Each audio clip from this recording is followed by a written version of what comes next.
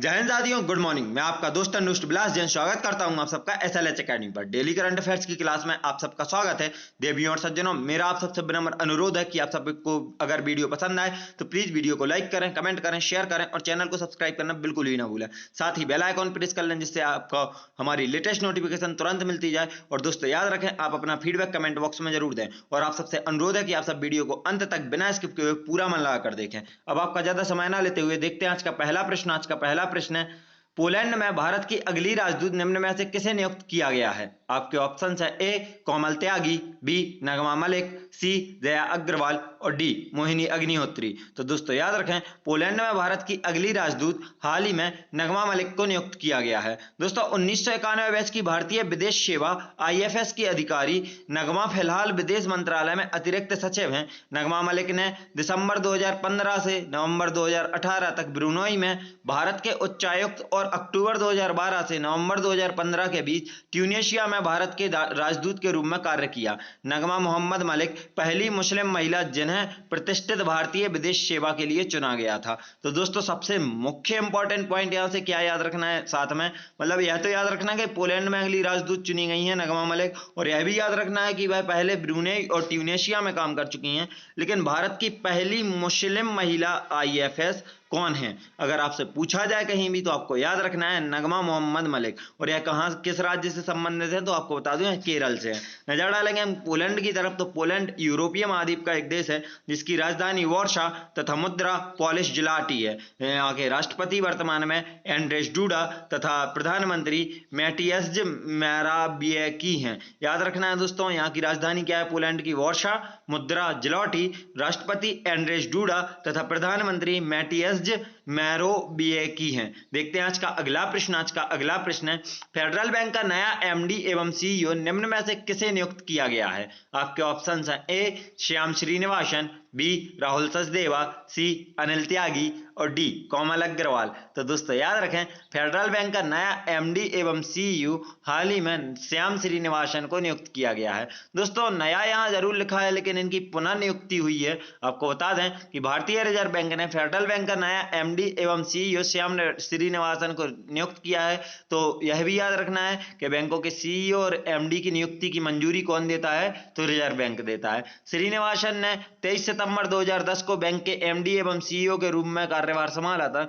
RBI ने 23 सितंबर 2021 से 22 सितंबर 2024 तक 3 साल की अवधि के लिए बैंक के मैनेजिंग डायरेक्टर और चीफ एग्जीक्यूटिव ऑफिसर के रूप में, मतलब एमडी और सीईओ के रूप में श्याम श्रीनिवासन की फिर से नियुक्ति की मंजूरी दे दी है।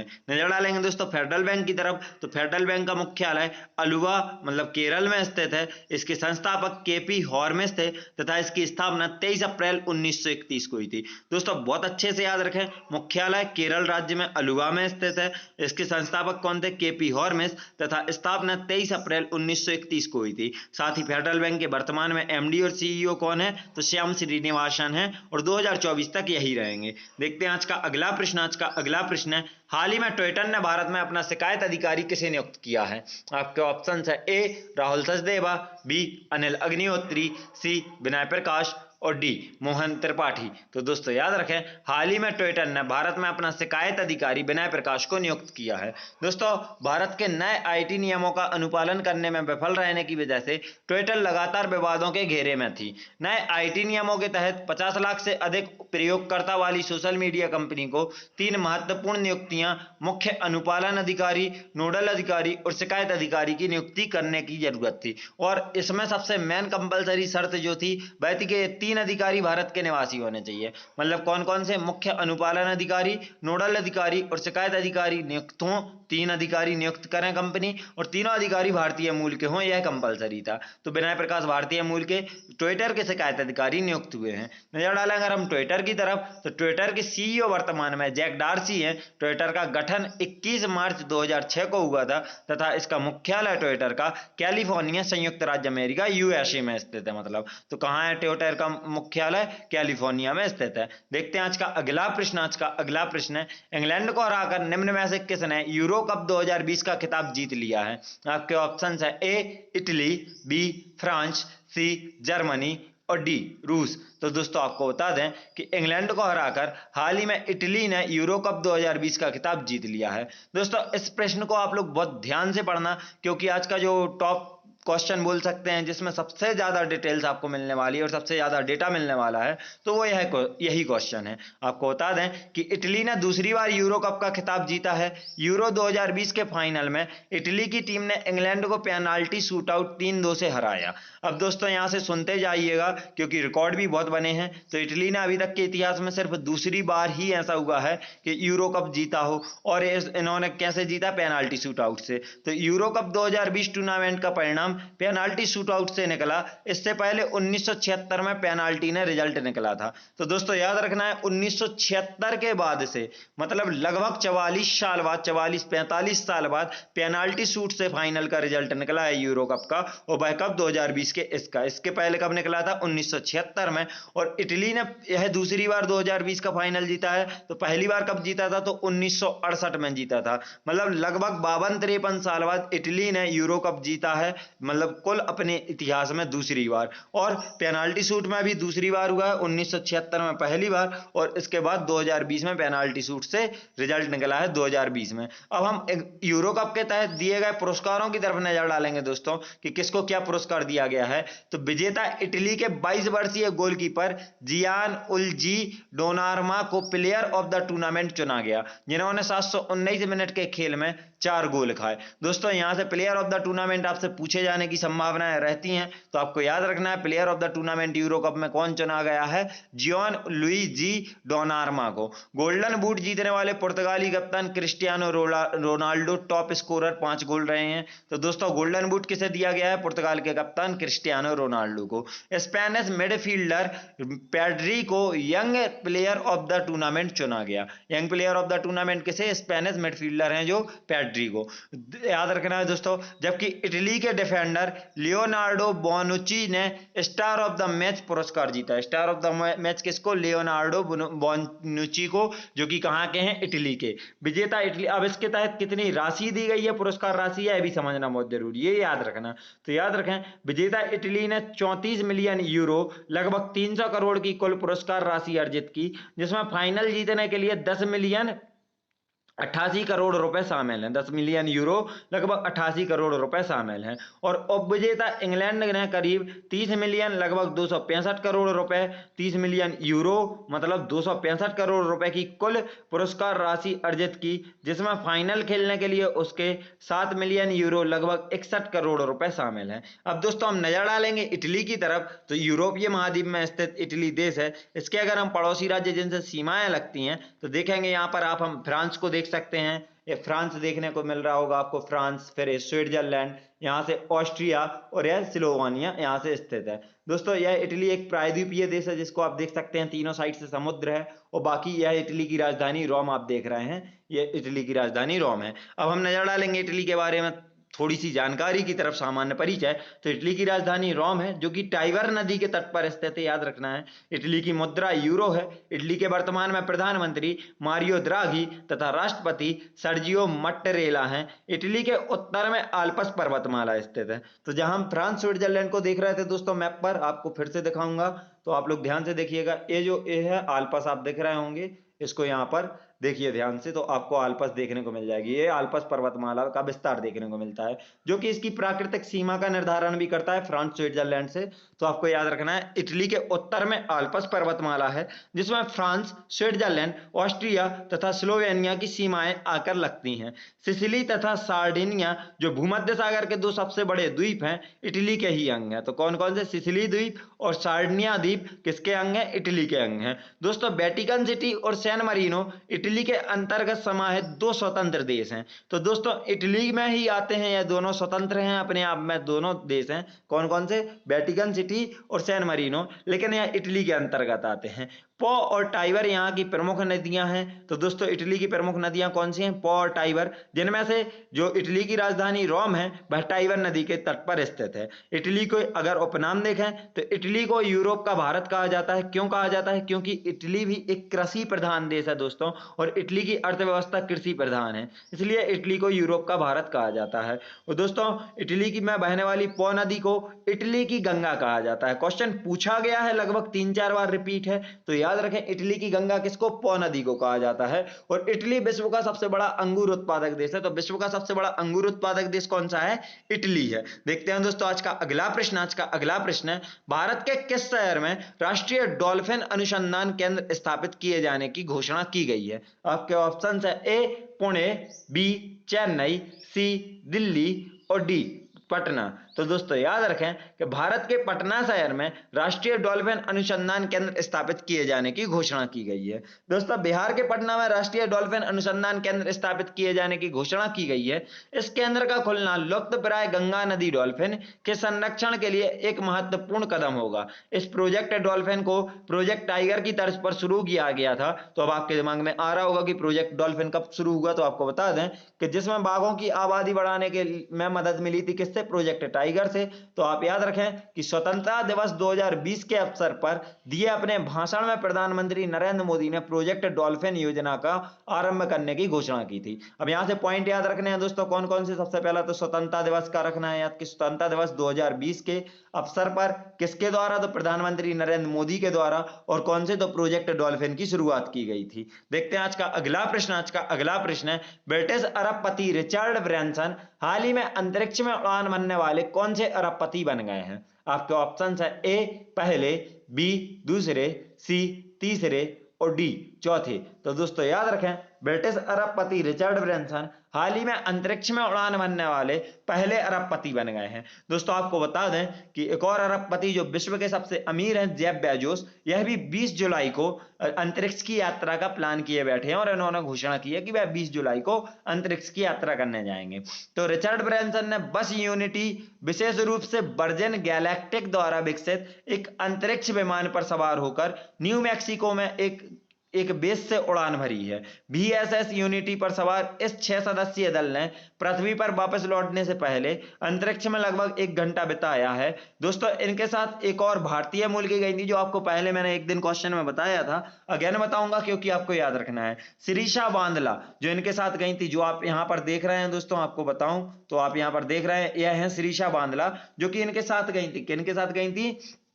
रिचर्ड ब्रैंसन के साथ। यह भारतीय मूल की तीसरी महिला थी, कल्पना चावला और सुनीता विलियम्स के बाद, जो कि अंतरिक्ष में गई थी। जिनमें से दोस्तों कल्पना चावला तो वापस नहीं लौट पाई थी, यह वापस आई हैं और इन्होंने अपना एक्सपीरियंस भी शेयर किया है अंतरिक्ष का। देखते हैं आज का अगला प्रश्न। आज का अगला प्रश्न है, इनमें से किस महिला खिलाड़ी ने महिला एकल का फाइनल जीतकर विंबलडन टेनिस ग्रैंड स्लैम खिताब अपने नाम किया है? आपके ऑप्शन है A Maria Sharapova, B Serena Williams, C Simona Halep और डी एशले बार्टी। तो दोस्तों याद रखें कि हाल ही में एशले बार्टी ने महिला एकल का फाइनल जीतकर विंबलडन टेनिस ग्रैंड स्लैम खिताब अपने नाम किया है। दोस्तों महिला एकल फाइनल में कैरोलिना प्लिस्कोवा को 6-3, 6-7, 6-3 से हराकर हाल ही में एशले बार्टी ने विंबलडन टेनिस ग्रैंड स्लैम खिताब अपने नाम किया है। यह उनके करियर का दूसरा ग्रैंड स्लैम खिताब है। तो दोस्तों याद रखें उनके करियर का दूसरा ग्रैंड स्लैम है। बार्टी ने इससे पहले साल 2019 में फ्रेंच ओपन खिताब अपने नाम किया था। 2019 में फ्रेंच ओपन अपने नाम किया दोस्तों, और अब इन्होंने यहां पर जीतकर ग्रैंड स्लैम जीतकर दूसरा ग्रैंड स्लैम अपने नाम किया है बार्टी ने। दोस्तों इसके साथ ही वे 41 वर्ष के बाद विंबलडन महिला एकल का खिताब जीतने वाली ऑस्ट्रेलिया की पहली महिला खिलाड़ी बन गई हैं। तो दोस्तों 41 वर्ष के बाद विंबलडन महिला एकल का खिताब जीतने वाली और पहली ऑस्ट्रेलिया खिलाड़ी कौन बनी है? Ashleigh Barty. याद रखना है दोस्तों आपको यहां से। महिला युगल में हसी शू बेई और एलिस मर्टेंस विजेता तथा वेरोनिका कुडरमेटोवा और एलेना वेसिनीना उप विजेता रही। तो दोस्तों महिला युगल के भी विजेता आपको याद रखना है, क्योंकि यहां पर अगर हम हर फैक्ट से अलग अलग प्रश्न बनाते तो 10-12 प्रश्न यहीं से बन जाते, इसलिए इनको इग्नोर किया है और आपको यहाँ पर डिटेल में दे दिया है। तो महिला युगल से कौन जीता है आपको याद रखना है, हसीस शुबेई और एलिस मर्टेंस की जोड़ी महिला युगल जीती है। और इन्होंने किसे हराया है,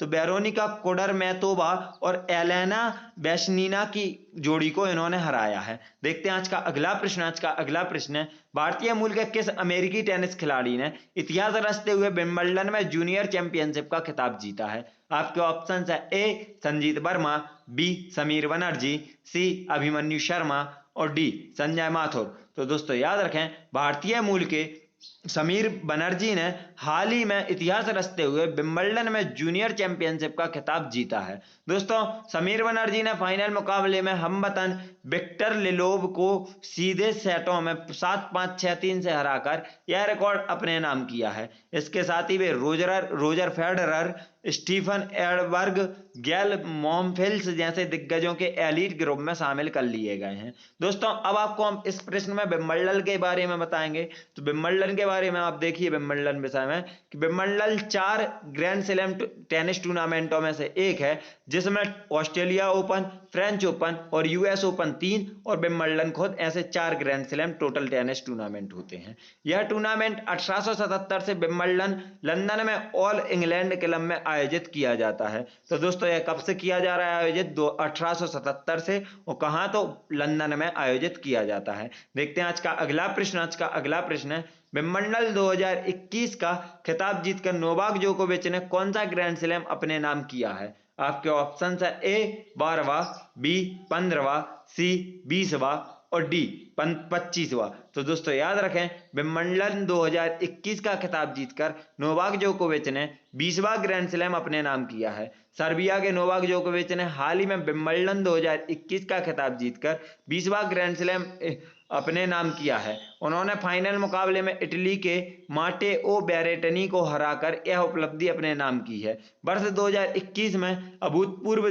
जीत हुई है और जोकोविच के लिए यह तीसरी ग्रैंड स्लैम जीत है। तो दोस्तों याद रखें, ग्रैंड स्लैम की तीसरी और साथ में यह इनका 20वां ग्रैंड स्लैम है ओवरऑल। तो विंबलडन में याद रखना है आपको। और इन्होंने किसे हराया है, तो यह भी याद रखना है, माटेई बेरेटनी को हराया जो कि इटली के हैं। और यह कहाँ के हैं? नोवाक जोकोविच तो सर्बिया के हैं। दोस्तों इसके साथ ही हम पुरुष युगल भी यहीं देखेंगे। तो पुरुष युगल में निकोला मैकटेक और मैट पावेक विजेता रहे, साथ ही इन्होंने मार्सेल ग्रेनोलर्स और होरासिया जेबोलेस की टीम को हराया, मतलब यह दोनों उप विजेता रहे। तो याद रखना है आपको।